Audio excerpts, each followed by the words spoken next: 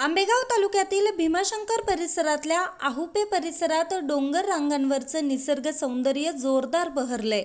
सह्याद्रीच्या पर्वत रांगांमध्ये हिरवगार डोंगर, या डोंगर कड्यावरून खळबळ वाहणारे धबधबे, थंडगार वातावरण आणि संततधार पावसाच्या सरी यातून निसर्गाचं बहरलेलं रूप फुलून गेलंय।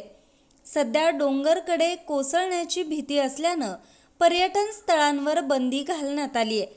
त्यामुळे पर्यटकांनी धोकादायक ठिकाणी जाणं टाळावं असं आवाहन प्रशासनाकडून करण्यात आलंय।